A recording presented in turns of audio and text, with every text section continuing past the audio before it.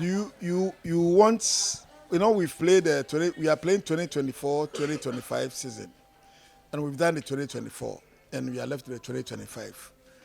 Um, I believe we had a few incidents in the 2024 edition of it, and we will work hard on it to make sure things that happen in the 2024 edition doesn't happen in the 2025 edition.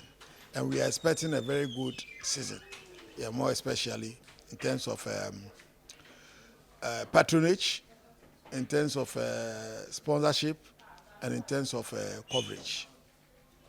Two of the things that has actually belittled the league this season has been one officiating, which in recent times or recently we saw Accra Lions, taking a jibe as a referee, and then Dreams FC also responded, and then also coverage, which Ghanaians have raved about in recent times. First, with coverage, how has it been so far, and what are the steps going forward to improve the coverage of the Ghana Premier?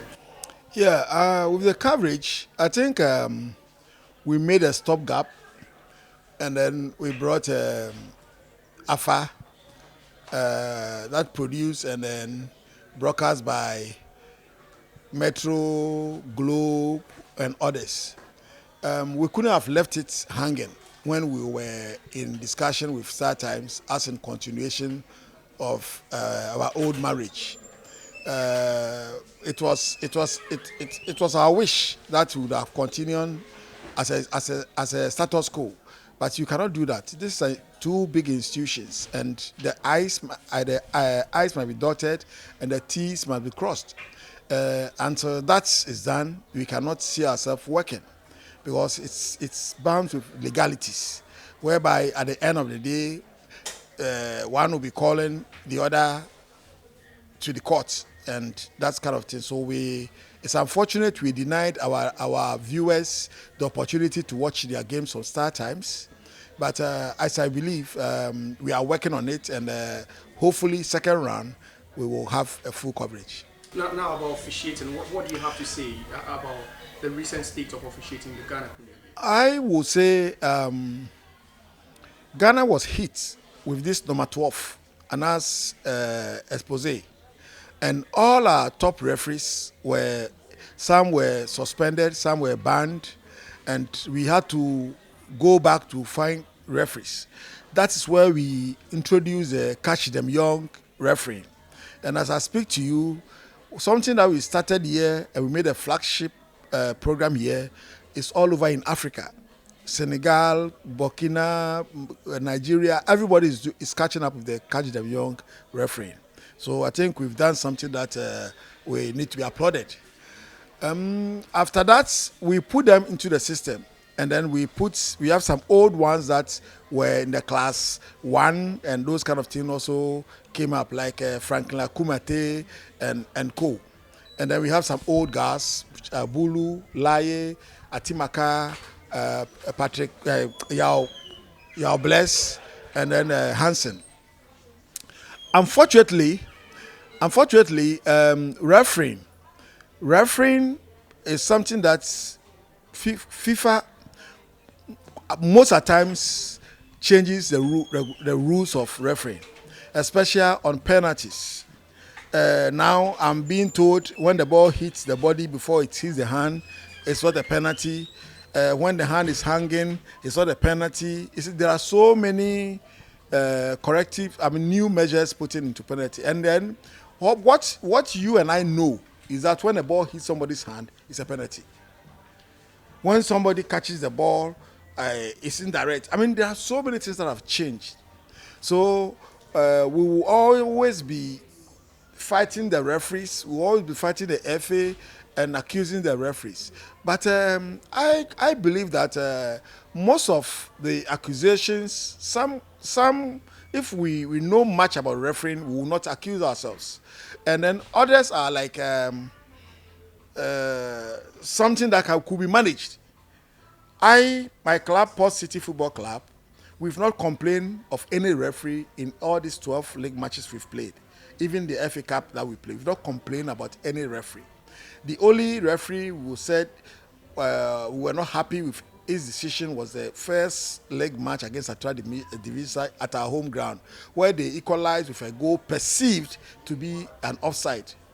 But when we look at the tape again, we confidently believe it's an offside. But the referee got it wrong. So are you going to kill him? Let's move on.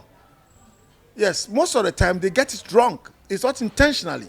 People say referee carries their scores in their pocket and bring it to the stadium. It is not correct. If the referee comes with 3-0 and nobody scores, can we get 3-0?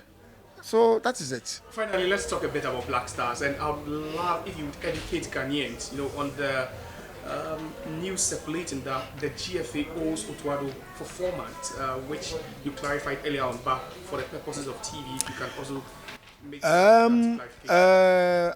Unfortunately, the person who asked that question with his caliber shouldn't have even asked.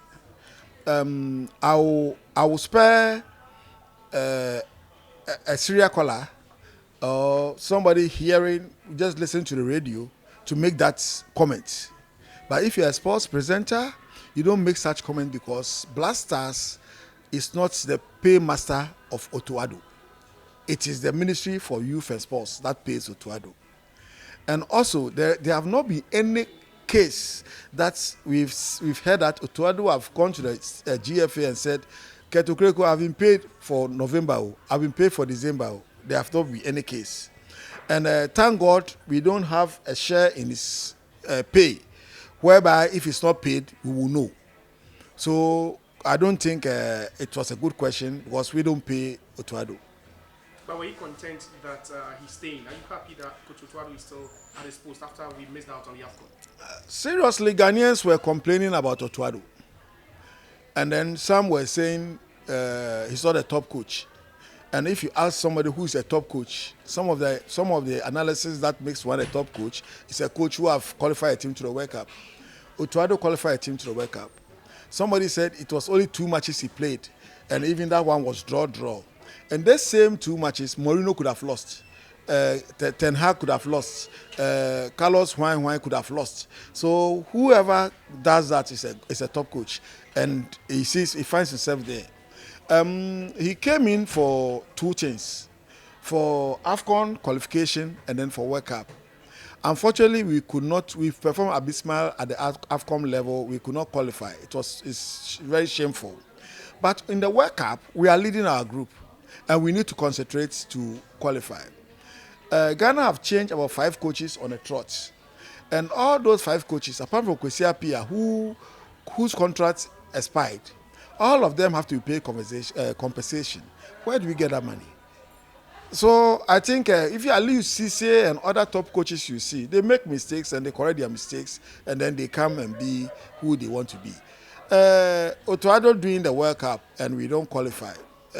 Touch wood. God forbid that we don't qualify. That's not the end of Ghana. That even gives us opportunity to rebuild our team. Yeah, so I think, yes, I'm okay, he's around. You're confident you're qualifying to the World Cup? That even this morning, my conversation with my president of the Football Federation is we can't afford not to qualify to the World Cup. Thank you very much, sir. You're welcome.